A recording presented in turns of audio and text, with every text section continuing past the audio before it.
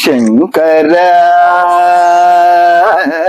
ఆద శరీరాపరా వేద విహారా జీవేశ్వర.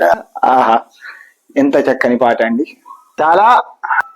అయ్యో, ఇంట్లో ఆడదిక్కు లేక అంట్లన్నీ అలా ఉన్నాయి. స్నానము పూజ అన్నీ అయిపోయా కానీ అంట్లు తీసేవారే లేరు.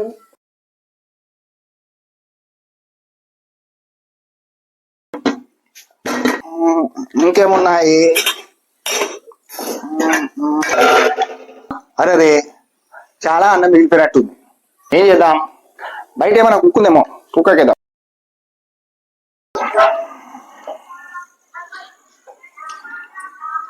ఎవరు లేనట్టున్నారే. అక్కడ ఒక అమ్మ ఉంది.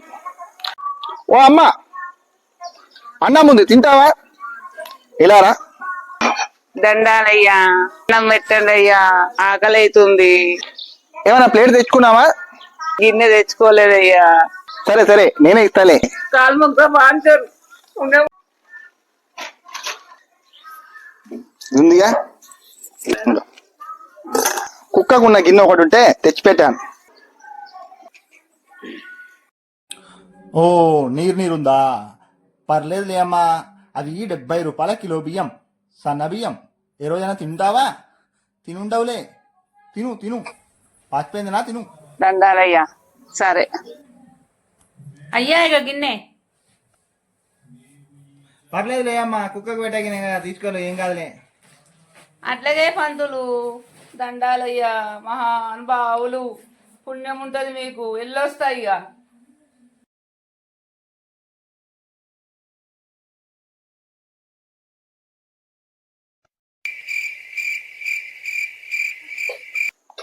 ఎవరు లేనట్టున్నారే.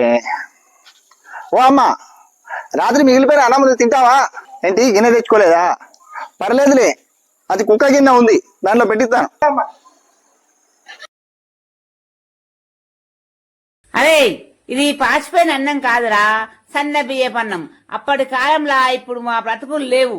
మా బ్రతుకులలో మార్పు వచ్చింది. ఇందిరమ్మ రాజ్యం వచ్చింది.